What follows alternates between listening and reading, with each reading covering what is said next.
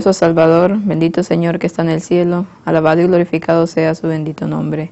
En esta mañana estamos muy agradecidos, Padre, porque nos ha permitido el poder estar aquí, Señor, en compañía de todos nuestros hermanos, Señor, y gracias porque nos lleva, Señor, a poder alabar y glorificar su nombre en esta mañana. Le pedimos y le imploramos, Señor, que este servicio de escuela sabática que tendremos, Señor, pueda ser para bendición de todos los que están aquí, Señor, y de los que nos escuchan a través de internet. Ayúdenos, Padre, que cada día podamos hacer su voluntad, Señor, y que podamos hacer hacedores de su palabra y no solo oidores. Quédese con todas las personas que alrededor del mundo, Señor, buscan de usted y tienen un corazón sincero, Señor, que quieren entregarse completamente a usted. Guíelos para que puedan encontrar ese camino a la verdad. Todo esto se lo pedimos en el bendito nombre de su Hijo amado, Cristo Jesús, con el perdón de nuestros pecados. Amén. Amén. Bueno, tengan un feliz santo sábado a todos los presentes, a nuestra visita que nos acompañan el día de hoy y a todas las personas que nos están viendo y nos mirarán posteriormente por nuestra página web. Tenemos la escuela sabática de esta semana, es la lección número 5 y se titula El amor y la ley. Ya en escuela sabática pasada hemos estado hablando acerca de la ley, de mucho, y acerca de cómo las dos van unidas. Y el versículo para memorizar de esta semana nos dice, que está en Santiago 2:13, recordémonos que la escuela sabática que estamos viendo es la epístola de Santiago. Y dice, porque juicio sin misericordia se hará con aquel que no hiciera misericordia, y la misericordia triunfa sobre el juicio. Eso nos dice Santiago 2:3. Misericordia quiere, dice el Señor en otro versículo, y no sacrificio. Si nosotros no mostramos misericordia para con otras personas, tampoco el Señor mostrará misericordia para nosotros. Porque el objetivo de su ley y de su amor es el poder darnos hacia otras personas. Hay algo que quiero leer, un comentario bíblico acerca de Santiago 2:13, de ese versículo, en el comentario bíblico de la Biblia de Estudio, de Elena White, nos dice, su propósito de Cristo era reconciliar las prerrogativas de la justicia y la misericordia, y que cada uno quedara separada de su dignidad y sin embargo unidas. Su misericordia no era debilidad, sino un terrible poder para castigar el pecado porque es pecado, y sin embargo un poder para atraer hacia él el amor de la humanidad. La justicia puede perdonar mediante Cristo, sin sacrificar una jota de su excelsa santidad. Dice que Cristo puede perdonar, pero sin sacrificar la ley, como muchos en hoy en día del mundo protestante dice. La gracia está, pero la ley es eliminada. Así que ahora, porque por gracia, porque Cristo me perdona, cada vez que yo peco, pues puedo hacer lo que quiera. Y vemos que en la Biblia nunca habla de eso. Dice, la justicia y la misericordia se mantuvieron separadas, opuestas la una a la otra, separadas por un ancho abismo. El Señor nuestro Redentor revistió su divinidad con humanidad y forjó a favor del hombre un carácter que era sin mancha ni tacha. Plantó su cruz mitad del camino entre el cielo y la tierra y la convirtió en el objeto de atracción que se extendía en ambas direcciones, uniendo la justicia y la misericordia a través del abismo. La justicia se trasladó desde su elevado trono y con todos los ejércitos del cielo se aproximó a la cruz.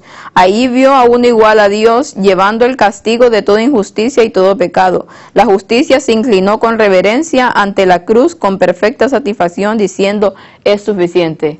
Cuando Cristo dio su vida por nuestros pecados, por nosotros, ante la cruz, ahí Dios dijo que era suficiente ese sacrificio. Y ahora entonces, mediante Cristo, podía darnos perdón cuando no lo merecíamos.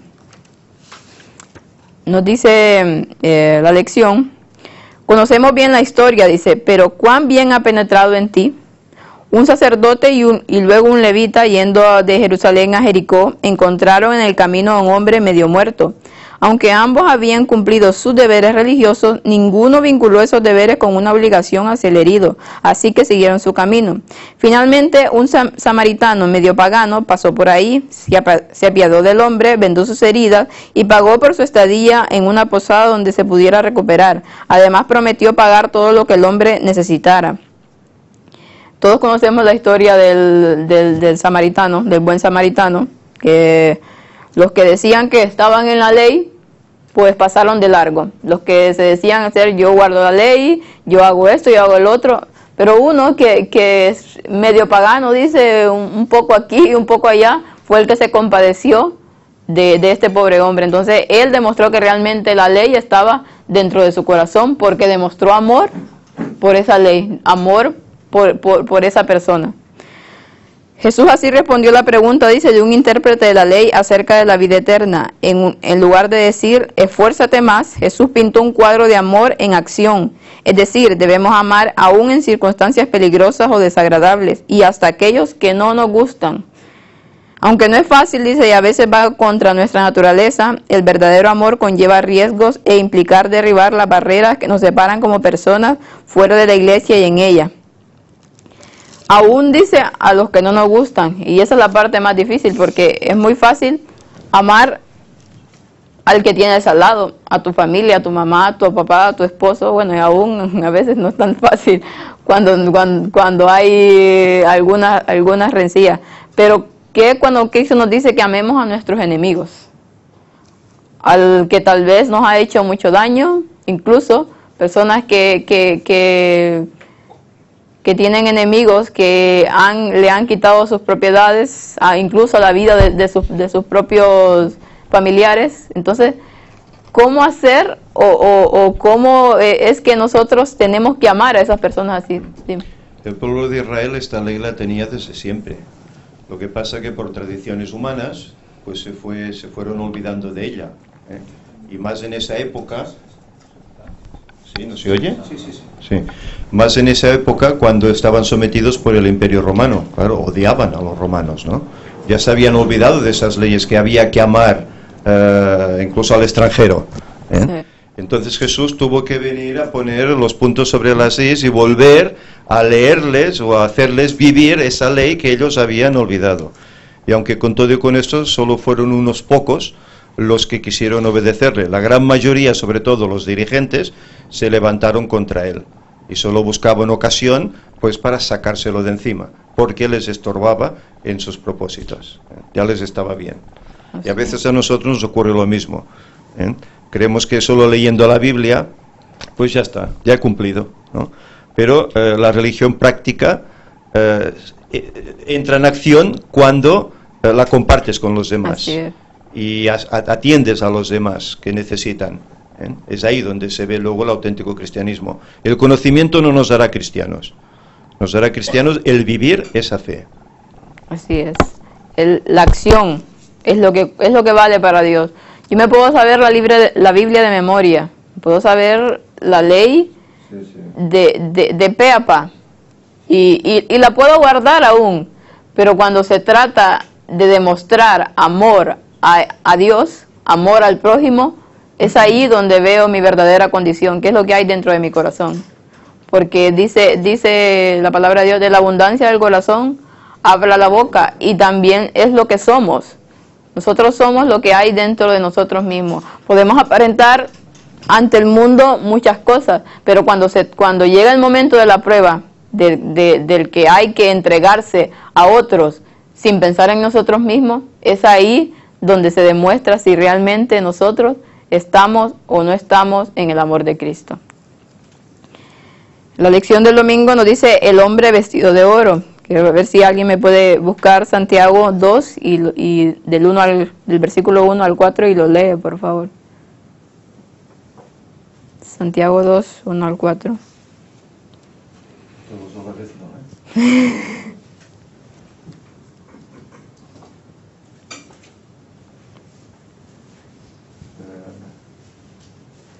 Dice, hermanos míos, que vuestra fe en nuestro Señor Jesucristo sea sin acepción de personas, porque si vuestra congregación entra un hombre con anillo de oro y con ropa espléndida, y también entra un pobre con vestido andrajoso, y miráis con agrado al que trae la ropa espléndida, y le decís, siéntate tú aquí en buen lugar, y decís al pobre, estate tú allí en pie, o siéntate aquí bajo mi estrado. ¿No hacéis distinciones entre vosotros mismos, y venís a ser jueces con malos pensamientos? De que no, sí, ahí nos está pintando un cuadro, bueno, que en ese tiempo era muy habitual que se hiciera este tipo de cosas. Los sacerdotes lo hacían mucho, hacían esas acepciones de personas. Pero no solo en ese tiempo, ahora también. Muchas veces al ver una persona y vemos no solo su manera de vestir, sino que a veces su manera de comportarse, empezamos a emitir un juicio sobre ellos y empezamos o a desecharlo o a criticarlo.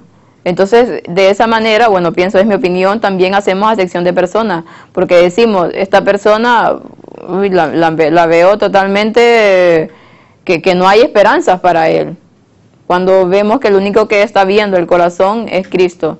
Entonces, muchas veces no solamente es en lo exterior o en lo que tengo o no tengo, sino que también hacemos acepción de personas en cuanto a que la vemos y ya emitimos un juicio sobre ella. El tanto vienes, tanto tienes, tanto vales, Jesús no lo tiene así como lo tenemos nosotros. Para Él todos son importantes, seas menos o seas más, tengas menos o tengas más. Todos son almas por las cuales Él vino a morir. Lo que pasa es que somos nosotros como humanos que a veces pues, lo que dices tú, ¿no? Ese me gusta más por su aspecto, por su simpatía, pues me acerco más a él. Los demás no quiero saber nada, ¿no? Esto es un error, porque todos son almas que necesitan de Jesús. Sí, y lamentablemente eso de la acepción de personas y lo que está hablando aquí Santiago, se da mucho hoy en día en todas las religiones y en todas las iglesias, porque he estado en contacto con alguna de estas, y incluso en nuestra propia iglesia, en la iglesia adventista, pasaba mucho, es peor en las grandes, pasaba mucho esto, que el hermano que tenía un poco más, que tenía auto, que tenía cierta influencia, se miraba la forma como los trataban. Entonces, a veces eso era muy chocante, porque uno miraba, tal vez no tenía influencia tanto económica como dentro de la jerarquía de la iglesia, y mirabas cómo a esas personas se les trataba de una manera distinta.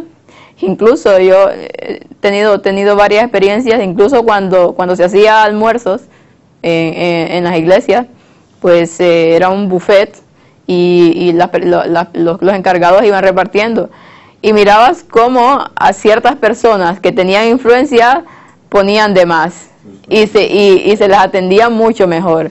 Entonces hay cosas que bueno, por lo menos yo pues no me fijaba en digo, cada quien, aquí vengo a ver a Cristo, no vengo a ver al que está a mi lado, pero sí habían otras personas que tal vez venían por primera vez y me lo comentaban y me lo decían, incluso algunos familiares. Entonces debemos de tener mucho cuidado, porque el hacer este tipo de acepción de personas, porque como este tiene más y yo me puedo beneficiar de ello, porque todo está en mi yo, en lo que yo quiero, entonces yo me puedo beneficiar de eso, pues voy a atender mejor a las personas. Es lo que hacían los sacerdotes, sí. Como es los que tenían más, pues dejaban más ofrendas, y en el caso de las iglesias, pues los que tienen más dejan más diezmos, y por lo tanto se les trata mejor. Entonces vemos que debemos de ser personas muy equilibradas. Fijémonos que en el caso de las ofrendas hubo una viuda que dio todo lo que tenía, que eran dos blancas, dice que era la moneda más insignificante, hoy serían pues no sé, 2 céntimos tal vez, ¿no? Y los ricos, claro, echaban grandes cantidades que se oía, porque lo hacían de una forma alta para que cayera y se oyera el estruendo, para decir, ¿ves? Yo cuánto doy. Y en cambio Jesús alaba a aquella mujer que da todo lo que tiene y menosprecia a aquellos que dan de lo que les sobra. Exactamente, eso decía. Por eso a veces el Señor busca lo humilde y no busca lo exaltado, normalmente. Y nosotros las personas hacemos lo contrario. Buscamos lo exaltado para exaltarlo más y lo humilde humillarlo más. Así es. Y ahora me ha venido a la cabeza una historia real que salió creo en las noticias hace un año o menos. En una iglesia adventista creo había un hombre vestido de pobre fuera, sentado pidiendo limosna. Pasaron todos los feligreses mirándolo mal, casi que se vaya. Luego entraron, él también entró, le hicieron sentar al fondo de todo y mejor ni nos mires. Y bueno, salió una persona al estrado, al púlpito, y dijo, bueno, hoy os comunico que tenemos un nuevo pastor en la iglesia, y todo el mundo, oh, qué bien, vamos a ver quién es. Que suba por favor el nuevo pastor. No subió nadie, y al cabo de unos minutos se levanta el pobre, el hombre pobre, se va al púlpito y dice, yo soy el nuevo pastor. Y os he hecho una prueba. Me he vestido así para ver realmente vuestra fe y de qué estáis hechos. Aquí termina el culto. Iros a casa y no volváis hasta que habéis cambiado. O sea, fue una prueba impresionante. Se ve que ahí solo había, pues, cristianos, no. Demonios, personas que en realidad son demonios. Sí. A veces, bueno, ha habido muchos casos de este tipo cuando en varios tipos de congregaciones, de iglesias protestantes, donde se hace este tipo de pruebas o donde a veces vienen personas así vestidas de esa manera y tal vez no son lo que eran, sino que simplemente están probando la fe de las personas. Y bueno, los falsos cristos estos hemos visto en las conferencias, en las noticias, los falsos cristos que hay en Sudamérica y en Rusia se rodean de mujeres bonitas y jóvenes. Eso es verdad. Y una cosa, lo de Marcial Maciel, el de los legionarios de Cristo, solo buscaba a niños bonitos, para luego, bueno, abusar de ellos, pero solo niños bonitos. O sea que esto se lo pasaba un poco por el... Bueno, que le daba bastante igual. Así es. Pero vemos que Cristo tenía otra manera de ver las cosas. Y en todas las escrituras, en todos los evangelios, bueno, en toda la Biblia que se habla de él, vemos que su manera de ver, él no miraba lo exterior, él miraba adentro, él miraba el corazón, miraba lo que había en tu mente y en tu corazón, lo que estaba conectado. Y así, ni tan siquiera así nos juzgaba, simplemente él quería, como dice aquí, atraernos hacia él, o sea, siempre teniendo en cuenta el juicio, porque el pecado tiene sus consecuencias, pero él nos atrae hacia él para que nosotros pidamos perdón y podamos cambiar esa forma de ser que hemos tenido. Y no mira personas, no mira si tenemos grandes cantidades de dinero o si tenemos poco. Tampoco mira si somos grandes intelectuales, simplemente él mira el corazón. ¿Qué es lo que pasa ahora? Que si ya una persona no es teóloga, no ha estudiado tantos años en la universidad, teología o la Biblia o ha pasado por algún estudio de esto, ya no vale. Si viene uno cualquiera que no es nada con esto, que no ha tenido ni una clase tan siquiera de teología, entonces ya no sirve. Lo que usted dice, no, porque el pastor tal o el laico tal o cual persona dice lo contrario, y este es un don nadie. Al final la gente no lo dice exactamente, bueno, algunos sí, porque ya he leído algunos, pero no lo dice, pero por su forma de expresarse se ve que este es un don nadie y el otro sí es un pastor de verdad. La lección nos recuerda que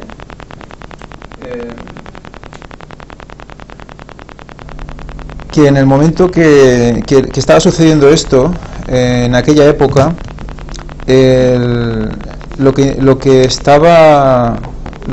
la gente tenía que ser políticamente correcta, tenía que cumplir su cometido, que era al que tenía poder hablarle de la manera adecuada, ¿no? Y tratarlo de una manera diferente.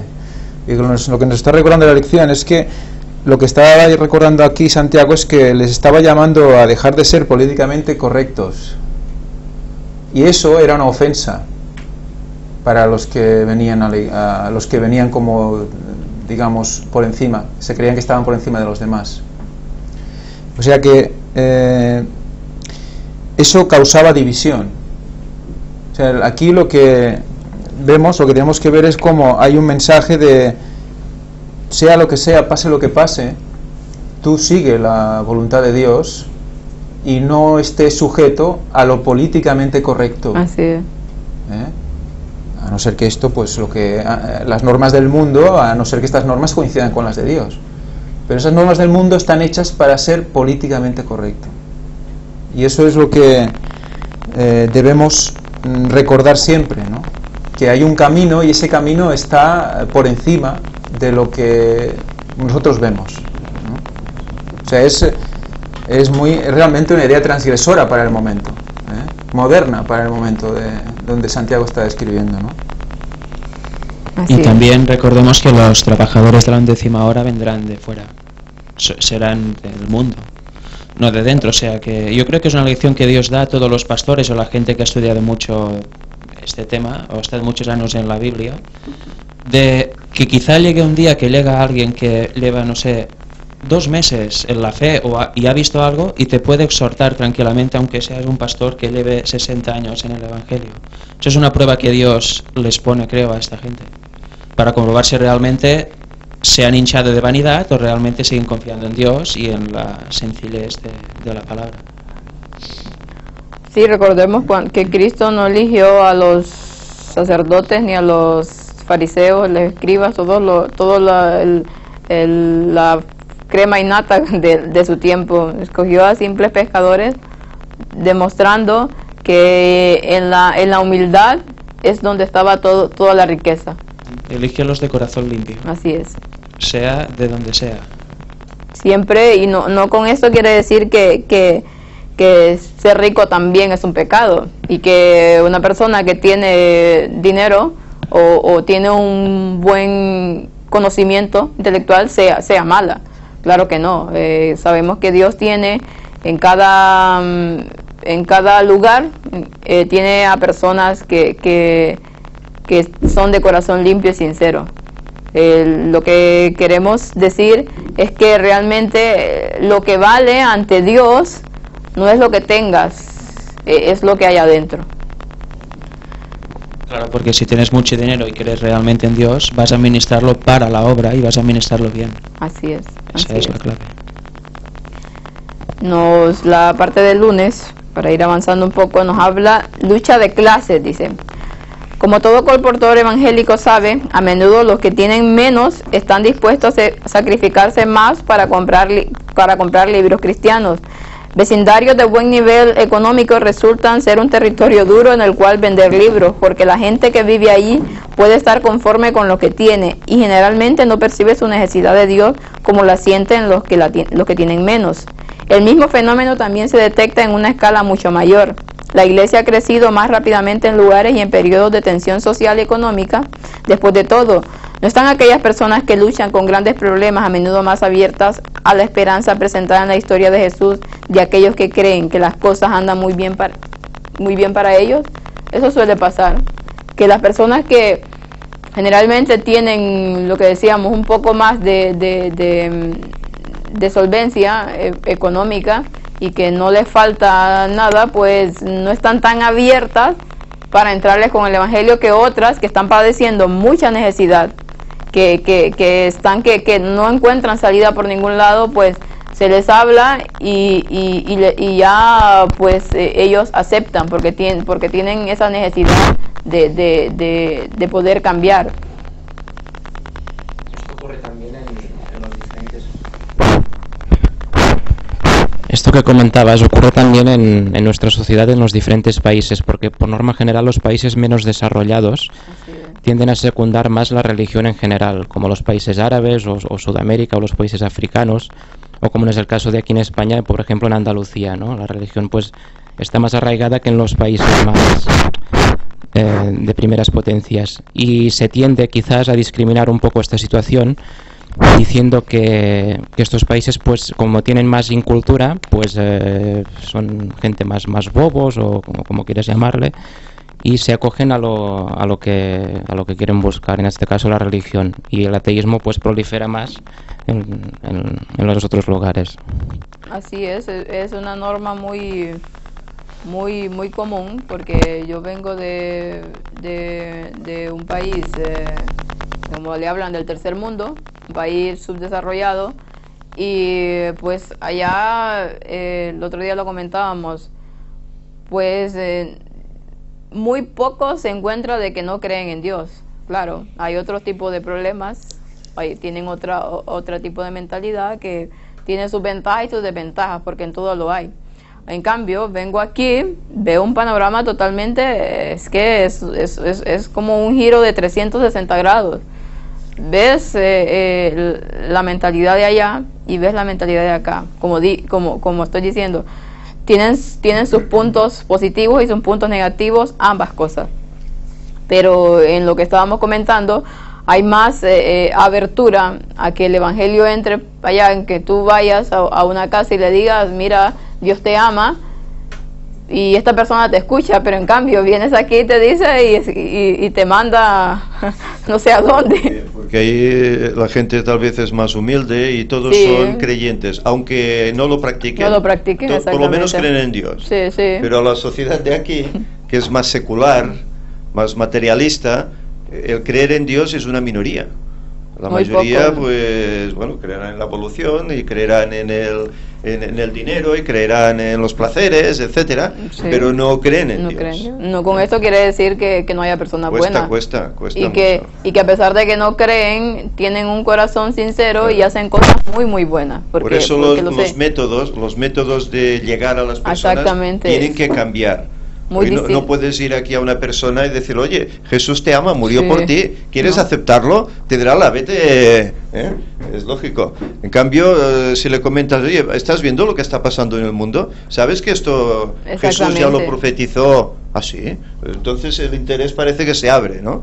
Y tienes una puerta abierta para entrar ahí. Sí, es donde iba yo, que aquí es que cada lugar tiene su forma de entrar.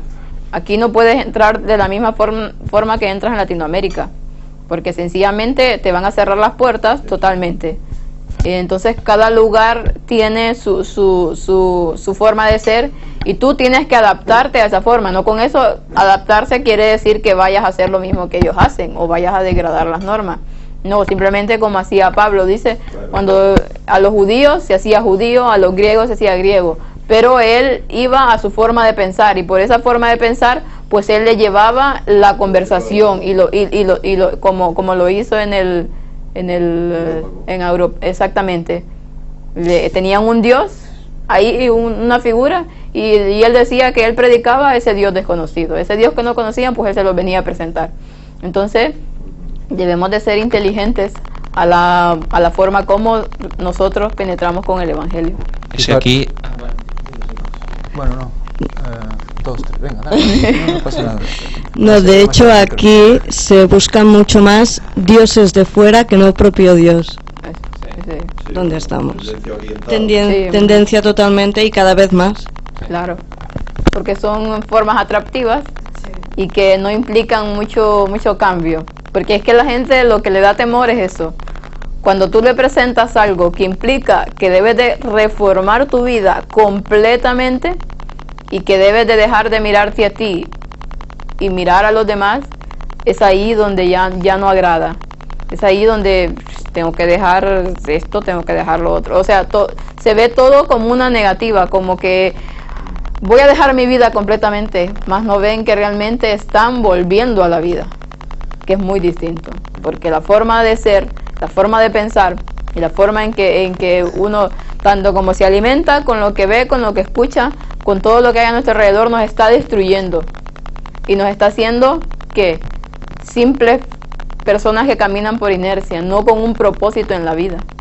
No que, como dice el mundo secular, comamos y bebamos que mañana moriremos, hagamos lo que queramos hoy que mañana ya no existiremos. Mas no saben que el castigo que viene después es muy difícil. Entonces la forma en que nosotros vamos presentando el Evangelio en cualquier parte va a implicar un cambio, y eso es lo que cuesta. Allá en Latinoamérica pues todo el mundo cree, la mayor parte cree, pero ¿lo practican? No lo practican, o por lo menos en su mayoría no lo practican. No digo que no hay pero debemos de tener en cuenta siempre la situación y el punto donde estamos. Tratar y lo tenemos más fácil ahora. Vemos lo que está pasando a nuestro alrededor. Vemos cómo cada una de las cosas que pasan estaban escritas aquí en la Biblia. Y cómo tenemos evidencia que esto es cierto. Entonces, la manera como presentamos esto está haciendo que muchas personas abran los ojos. De hecho, estamos viendo muy buenos testimonios en el ministerio acerca de esto. Una cosa que quería comentar. Resulta que también no era solo ser políticamente correcto, sino, como nos recuerda aquí, dice que la ley romana discriminaba a los pobres y favorecía a los ricos. Por lo tanto, era también ir en contra de la ley del mundo. Así es. Que el nivel de valentía que reclama Santiago aquí, que a nosotros nos parece simplemente pues una cierta rebeldía contra el sistema, no, era ir en contra de la ley civil. O sea que eso podía reportarte, pues meterte en la prisión o algo por no tratar con más atención a los más poderosos.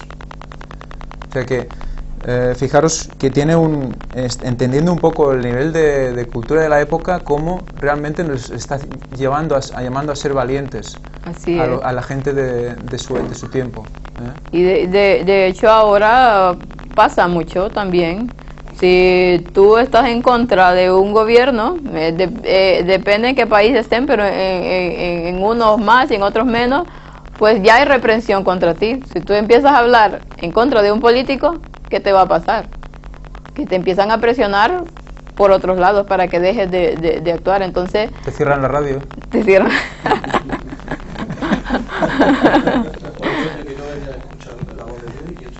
Estáis hablando de política.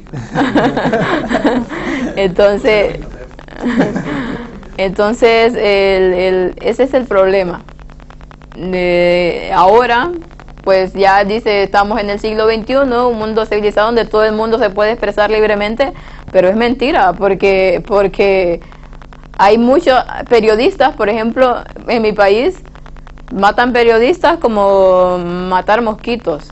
Matan muchos periodistas por eso, porque están en contra de algún movimiento político.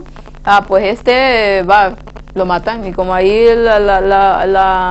la justicia pues poco se imparte, a cualquiera matan. Entonces no pasa nada, sí.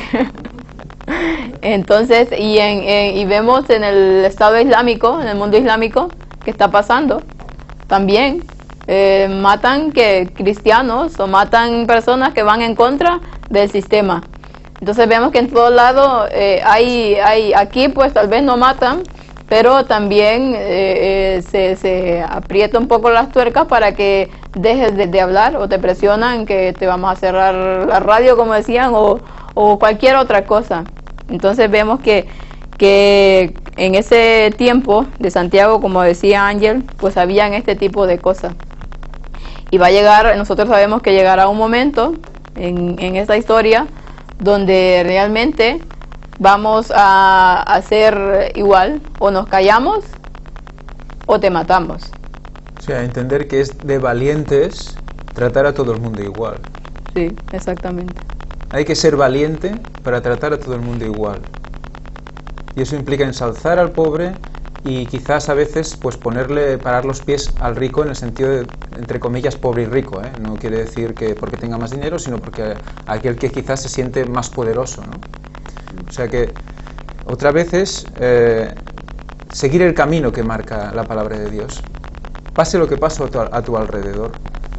O sea que somos, pues eso, atalayas, somos herramientas para Dios, y elige cada uno en su lugar, para que cada uno haga lo que debe hacer en su momento y en su ámbito.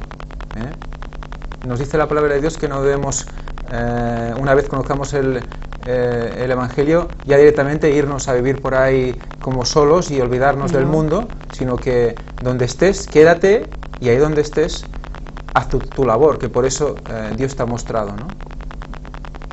Sí, aquí en España hay un problema muy grave con la religión. Lo que decías antes que pasa aquí, en España y en Cataluña aún mucho más, a la religión se asocia con la guerra civil. También había un problema. La Iglesia Católica apoyó al bando azul, el fascismo, y el otro bando era comunista y anarquista, con lo cual Dios precisamente no estaba ahí tampoco. Y por eso la gente que somos jóvenes ahora y los de mediana edad, pues cuando nos hablan de religión pensamos en Iglesia Católica, por tanto, fuera de inmediato son retrógrados, violentos, extrañísimos, muy radicales y que apoyan siempre a los partidos de derechas. Por eso hay tanto rechazo. Pero en mi caso, por ejemplo, un día llegó Víctor en mi vida y me dice: el nuevo orden mundial, la Biblia dice esto, no sé qué, me habló de ángeles, y yo en vez de darle 2 bofetadas, me quedé, ostras, pues dice la verdad, y resulta que en la Biblia, que hay contado todo el futuro y lo que va a pasar, y me vinieron las ganas de empezar a estudiar y de ver sus conferencias. O sea que es lo que hizo él, es lo que se tiene que hacer, llegar a las personas y hablarle en su lenguaje. A mí me hablaba con lenguaje joven, se adaptó a mi situación. Si me hubiera venido como un cura, lo más probable es que nunca más le hubiera dicho nada. En cambio fue eso, él aplicó lo que Pablo hace, se pone en situación con cada persona, dice lo que toca, no todo de golpe porque me hubiera quedado alucinado, me contó solo 4 cositas y a partir de ahí la semilla va germinando, o no, depende, pero en muchos casos sí. Y yo era ateo y pensaba esto de la religión, o sea que aunque sea una sociedad así, también es posible llegar a muchísimas personas, casi a todos, de hecho. Así es. Nos dice aquí: las malas acciones son suficientemente malas en sí mismas y son peores cuando los que profesan el nombre de Jesús las hacen. Y sería peor aún que en el nombre de Jesús estos usaran sus riquezas o poder para obtener ventajas para sí en las iglesias, lo que a menudo conduce a divisiones y peleas. Por eso, cuán cuidadosos debemos ser para que nuestras palabras y acciones mantengan el buen nombre que asociamos con nosotros mismos.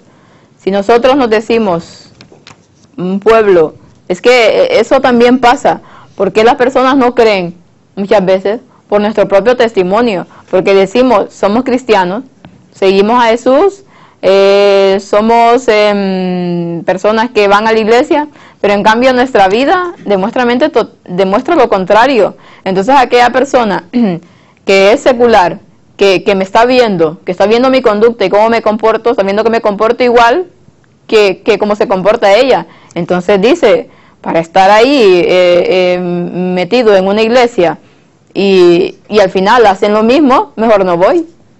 Porque este dice que es cristiano y miente y roba y pelea y es de mal carácter. Entonces, ¿qué voy a hacer yo ahí? Si me voy a encontrar, si lo que quiero es irme a encontrar personas que me apoyen, que me ayuden, pero me voy a encontrar personas que realmente hacen lo contrario, entonces no voy. Entonces el testimonio de un cristiano pues debe de ser tal cual lo dice la Biblia. Si yo digo que llevo el nombre de Cristo en mí, entonces tengo que demostrarlo en mi actuar, porque de otra forma pues voy a quedar como mentiroso, y la Biblia va a quedar como mentirosa, y Cristo va a quedar como mentiroso. Entonces vemos que con lo que está diciendo Santiago ahí, estaban que profanando el nombre de Dios, en nombre de Dios hacían esto, y realmente no estaban haciendo lo que decía Cristo. Sí, yo quería decir que la forma quizá más efectiva de predicar es mediante el ejemplo. Exactamente. Entonces, por mucho que digas, hagas, si la gente ve una conducta en ti que no es como tendría que ser, no van a seguir la idea cristiana, ¿no? Exactamente. O si tú vas por la vida, por las calles donde vayas, y vas todo el tiempo amargado, y te encuentras a la persona que te está cobrando, la cajera o en cualquier lugar, y te sale enojada con cualquiera y tú le respondes de la misma manera. Entonces, ¿dónde está el decir que eres cristiano? Si tú debes de actuar de manera diferente. Si te responden mal, pues como dice Proverbios, la blanda palabra suaviza que la palabra áspera. Entonces, o si vas por la vida triste y todavía con la cara amargada y sin ninguna sonrisa, y vas y las personas te ven, ¿qué van a decir? Que eres otro igual que todos los demás. Pero en cambio, si tu rostro refleja esa bondad, ese amor, esa alegría, ese gozo, porque conoces de Dios y porque quieres hacer su voluntad, entonces la persona verá que tú eres una persona distinta, que no eres igual a todos los demás.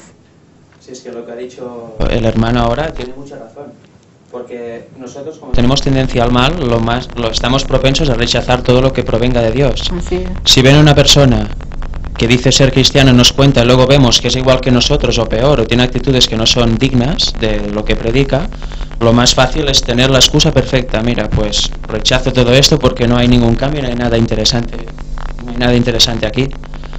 Es muy importante dar un ejemplo siempre. Hay veces que caeremos y no lo daremos. Sí. Y no lo daremos, pero tenemos que hacer eso, hacer un análisis profundo de nosotros mismos y intentar siempre dar un ejemplo a los demás para que sea más profundo el mensaje que les demos. Porque quizá no lo aceptan, pero nunca podrán decir que no, porque tú predicas mucho y resulta que no das ejemplo. Aquí debemos recordar también una cosa, es recordar que todo esto que estamos diciendo, el hecho de dar ejemplo, de hacer el bien, es una consecuencia. Así es. No nos vamos a levantar un día por la mañana, hoy hemos aprendido una lección y mañana por la mañana me voy a levantar y ya voy a ser el cristiano que nunca he sido. No sirve. Por nosotros mismos no vamos a poder hacer eso. Entonces, lo que es bueno recordar, que estamos hablando de todo esto, pero que si no hay una comunión en oración, una comunión de conocimiento, y que se refleje en ese amor de informar de este conocimiento a los demás con cariño y con ganas de que la otra persona se convierta, pues si no hay eso, no va a surgir el fruto. Cuando dice que debemos llevar buen fruto, es porque hay una consecuencia. ¿Una consecuencia de qué? De que nos hemos dejado guiar por la palabra de Dios. Entonces hay un fruto. Y tú no vas a darlo sin ser consciente a veces. No sabes por qué, esa persona te va a escuchar y no tienes muy claro por qué, pero te escucha. Y es porque ha habido un fruto.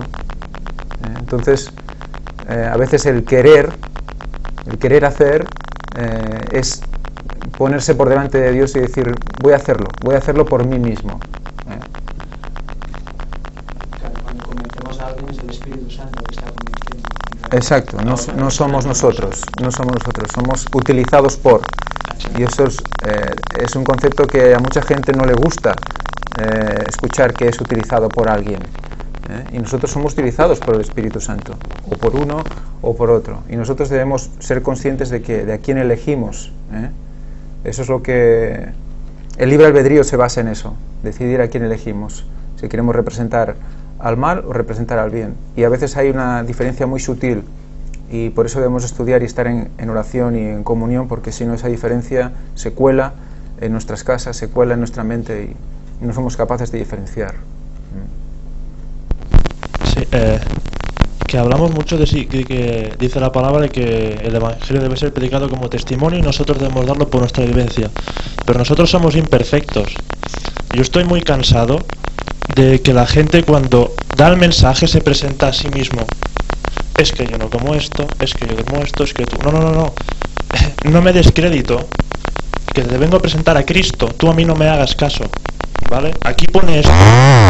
Yo soy una persona muy deficiente, intento cambiar, pero te vengo a presentar a Cristo. a que somos una raza muy degradada y que hay redención por esto, por esto, por esto y por esto. Debemos transfigurar un cambio, pero acordémonos que no seremos perfectos hasta cuando seamos completamente transfigurados, y que solo 144.000, que encima se creerán unos pringados y que son deficientes, van a ser perfectos. O sea que cuando presentemos el mensaje, presentemos a Cristo, no a nosotros. Cristo en nosotros, pero a Cristo. Porque acordemos que todos somos deficientes.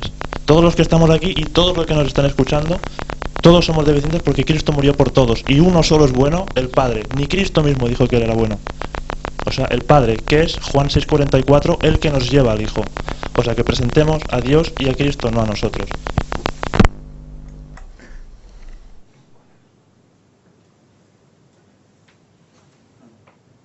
No. Vale. Claro, obviamente, si a nosotros no nos presentamos a nosotros mismos, presentamos a Cristo porque Él es el único que puede cambiar. El Espíritu Santo es el único que puede hacer el cambio en tu vida. Pero, claro, debe de ir acompañado de que alguien vaya viendo que realmente es el que le estás presentando, pues está haciendo un cambio en ti. Esto es lógico. Si tú presentas a Cristo, pero ese que presentas no ha hecho un cambio en ti, entonces va a haber no va a haber una concordancia con lo que tú estás diciendo. Pero tenemos que ver también que lo que dice Wallace tiene razón, sí, pero también tiene mucho que ver nuestro comportamiento. Si vemos la experiencia de los cristianos, ¿qué decían las gentes de ellos, de los discípulos? Reconocían que habían estado con Jesús, Dios, es decir, los veían distintos a los demás. ¿Por qué? Pues porque siendo rudos, pues eran educados, eran honestos, eran humildes, y les reconocían que habían estado con Jesús porque habían oído de Jesús, habían hablado incluso con él, muchos de ellos, ¿eh? Y por eso es necesario que nuestro ejemplo sea equivalente a lo que era Jesús. Eso es primordial, ¿eh? No podemos llevar a Jesús y no vivir conforme a sus creencias. Eso es así. Y aunque tendríamos que seguir el ejemplo, ¿no?, de los cristianos, tampoco podríamos seguir el ejemplo de una persona humana, sino siempre tenemos que tener la vista en Cristo. Entonces yo a veces he caído en el error de quizá fijarme en algún cristiano y ver cómo actúa y después quizá juzgarle pues si ha hecho bien o no, cuando en realidad no es así. Simplemente el ejemplo final es Cristo, que es perfecto y es el que hay que seguir, ¿no?, realmente. Así es, y de hecho entiendo lo que quiere decir Wallace, que no te debes vanagloriar tú, debes de vanagloriar a Cristo. O sea, los méritos van a ser de Él, no porque la gente te mire, ay, mire qué buen cristiano, ay, y esto o lo otro. No, la gente debe decir, realmente Cristo es bueno porque ha hecho el cambio en esta persona. Es lo que tú debes de llegar a motivar en aquella persona. El alabar y el glorificar el nombre de Dios, a Cristo mismo. El hacer ver que Dios, ese sacrificio que hizo en la cruz, no fue en vano porque tú en tu vida lo estás demostrando. Vamos a ir terminando porque ya se nos ha hecho tarde. Eso nos quedamos creo que en el martes. No, el martes. Pero ya. Ajá, dime. Partiendo de este amor, ¿no?, que debemos expresar, nos toca analizar un poco lo que dijo Cristo, ¿no?, amar al prójimo, ¿no? Y cuando recuerda las palabras que dice, cuando os dijeron amar al prójimo, olvidar a vuestro enemigo, dice, pues yo os digo, no, amar a todos, a vuestros enemigos, orar por ellos, ¿no? Entonces puedes pensar, y ese cambio ahora, si hemos dicho que el Antiguo Testamento no niega el Nuevo, ¿no? Aquí en el martes nos dice, probablemente algunos interpretan que esas órdenes significaban que estaba bien odiar a una persona que no fuera israelita o estar enojado con ella, porque no se la menciona específicamente en los textos de Levítico. Después de todo, los no israelitas eran considerados en general como enemigos. Sabemos que esta actitud existía en la comunidad de Qumran, un grupo de judíos devotos que se habían separado del resto de la nación. Se les enseñaba a odiar a los hijos de las tinieblas y al hombre de perdición. Etiquetas que incluían no solo a los extranjeros, sino hasta a los israelitas que rechazaban las enseñanzas de la comunidad. Hay un punto en el cual se radicaliza ese odio a los no judíos. Recordemos por qué se hacían las luchas. Recordemos por qué Dios protegía de esa manera tan radical el pueblo de Dios en el Antiguo Testamento. ¿Qué estaba protegiendo Dios en su pueblo? La simiente. La simiente. Dios protegía la simiente y no podía haber ni un ápice, había un límite y ese límite no se podía pasar, y cuando llegaba a un límite cortaba porque no podía haber contaminación para que esa carga genética llegara a Jesucristo. Y ahí está la simiente. Cuando llega la simiente, que es Él, dice: ya está, ya se acabó. Nuestro deber es amar al prójimo, orar por tu enemigo, porque ya llegó el Salvador, ya llegó la gracia para todos a través de mi sacrificio. O sea que quizás eso no ha sido muy explicado y se considera, a veces se explica que Cristo viene, cambia todo porque lo antiguo era malo, y no es eso. No se entiende el valor genético del pueblo judío, que además es traspasado por las madres, por la mitocondria de la madre, iba pasando esa carga genética al resto a sus hijos. Por eso preserva la madre, y es el Espíritu Santo Padre el que pone ese gen Y para que sea un hombre, Jesús. De amar al prójimo es muy importante porque es parte de la ley, y si incumples un punto de la ley eres culpable de todos, pues debería hacernos pensar, porque el amor es lo más importante que habrá. Los 144.000 al final estarán en la peor situación de su vida. Si no pecan, quiere decir que aunque las pasen canutas, pues van a amar a los que persiguen en realidad. Van a querer bendecirlos, van a amarlos como prójimo. No van a odiarlos o decir, mira, ¿quién me está persiguiendo? No, porque si no pecarían, y al estar sin intercesor, pues tendrían un problema gravísimo, se iban a perder en el último momento. Por tanto, creo que es muy importante cultivar esto en nosotros, el amor verdadero. Yo, precisamente ahora con lo que comentaba Ángel, me he dado cuenta, tenemos que cultivarlo de forma obligatoria, porque la ley, guardar la ley es fruto de la fe. Si no amamos al prójimo, ¿qué fe tenemos? Es fe vana, fe a medias. O sea que es muy importante cultivar el amor al prójimo, aunque este prójimo nos insulte o vaya completamente a la contra. Se tiene que hacer todo lo posible con la ayuda de Dios para llegar a amar de verdad, no fingiendo, sino de verdad, a la persona que incluso nos puede insultar o agredir. Así es. De forma sincera. Eso nos lleva a la lección del miércoles, donde dice obligación, donde habla de la obligación. ¿Es obligación o es obediencia? Porque tú te puedes obligar a hacer una cosa que no quieres y hacerla y decir, mira, ya he hecho. Entonces, ¿eres salvo por esa obra? No. Hay obediencia. Debes conocer qué debes obedecer. Cuando obedeces porque amas. El hijo que obedece a su padre lo obedece porque le ama, no porque le pega, sino porque le ama. Entonces, ese matiz es lo que debe hacer entender a la gente cuando, una ley, obligaciones, no. Obedezco porque le amo. Es la muestra del amor de Dios, como nos muestra esta lección también. Relacionada toda la ley con el amor de Dios. No hay amor de Dios si no se cumple la ley. Por lo tanto, obedezcamos por amor a Dios, y como obedecemos por amor, cumplimos la ley. Es la prueba de reverencia al Creador, cumplir y guardar la ley. La ley es el carácter de Dios, por tanto, cumplir la ley es santidad en Dios, porque ya es así, es su carácter, y nosotros debemos intentar ser como Él, con su ayuda. Entonces, guardar la ley tiene que salir del corazón, y eso es a través de la transformación del Espíritu Santo. Y seguiremos pecando aún, seguramente, porque somos así. pero debemos buscar el camino de la perfección, el camino de la santidad, y eso hay que trabajarlo con la ayuda de Dios, y se puede conseguir porque los 144.000 lo van a conseguir. O sea que no desesperemos porque a veces seguimos cayendo en alguna cuestión o en varias o en cosas que ni nos esperábamos. Sabemos que hay una ley que hay que cumplir para estar con Dios, sin esa santidad no podemos verlo. Vamos a morir fulminados en su segunda venida si no estamos preparados. Pero si la muerte igual nos sorprende antes, también hemos tenido que llegar a una santidad con Dios, porque si no, no habrá resurrección para nosotros para ser salvos. Así es.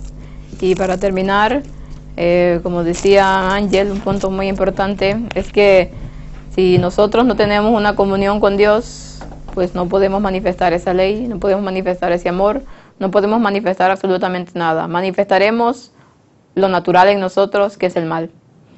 Si nosotros no vamos a la fuente de vida, que es Jesucristo, si no vamos cada mañana, cada día, cada minuto, cada instante a Él en oración, en pro de pedir ayuda mediante su Espíritu Santo, jamás vamos a lograr absolutamente nada. Porque sabemos que nosotros, por nosotros mismos, no podemos hacer nada.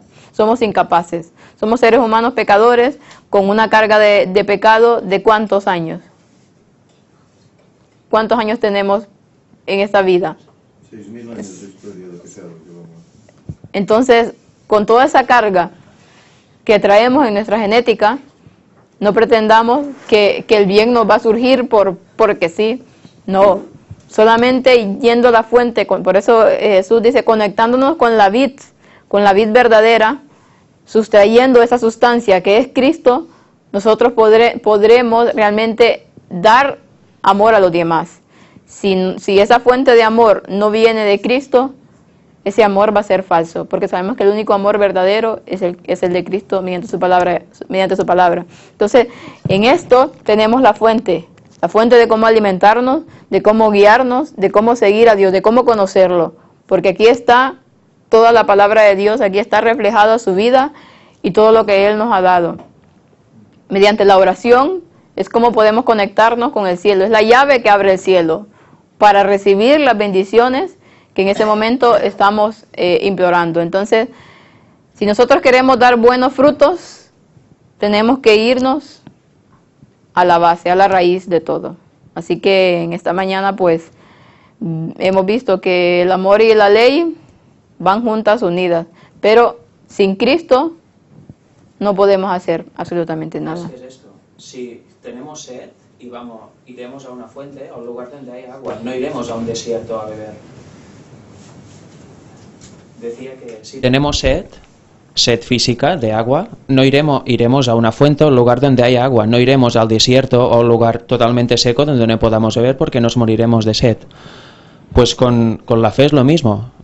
No, o vamos a Cristo, que es la fuente, o si no, vamos a nosotros mismos, que somos un desierto. En nosotros no hay bien. Exacto. El bien lo pone Cristo.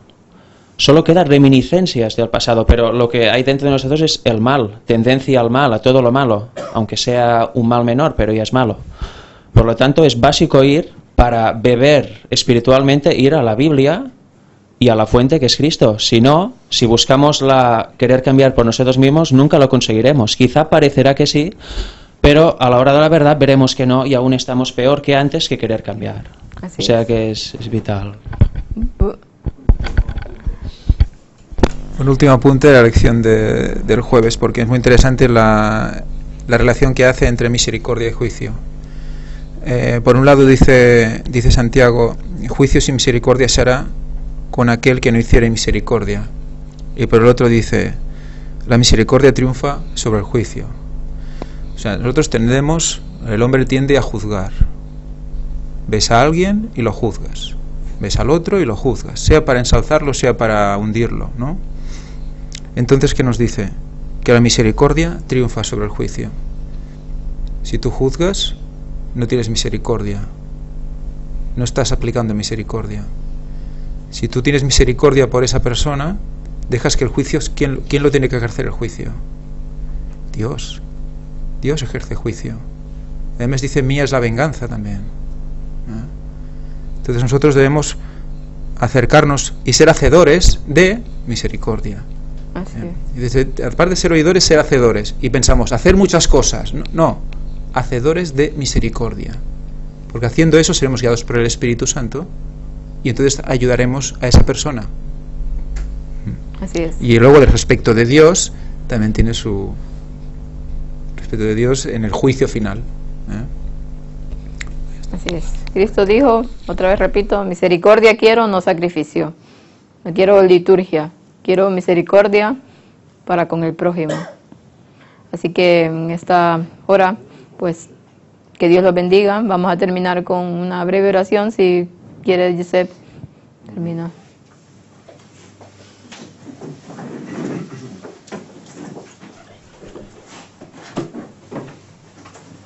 Señor y Padre, te damos gracias porque un sábado más permites que estemos aquí para adorarte. Gracias, Señor, por estas lecciones importantes que recibimos a diario, en el cual vemos la importancia de seguir tu ejemplo para que las gentes vean que te hemos conocido y que andamos conforme a tu voluntad, para que de esta forma ellos también deseen seguir por tus pisadas. Señor, ayúdanos para que demos a conocer esta tu ley, que el mundo tiene tan estropeada, tan pisoteada, esa ley que, como dice Santiago, es ley de libertad, porque para el cristiano es un gozo cumplirla y cuando la cumplimos no nos condena, al contrario, nos libera del pecado. Ayúdanos, pues, Señor, a observarla adecuadamente como un principio en nuestras vidas y que a la vez, Señor, comuniquemos todas esas verdades a aquellas personas con las cuales nos relacionamos para que puedan ser otros muchos los que puedan entrar en esta hora 11ª para recibir tus bendiciones. Quédate ahora con nosotros, que tu Espíritu nos acompañe, el programa que va a seguir, y ayúdanos, Señor, a mejorar cada día y perdónanos las muchas deficiencias que tenemos. En nombre de Jesús te lo pedimos. Amén. Amén.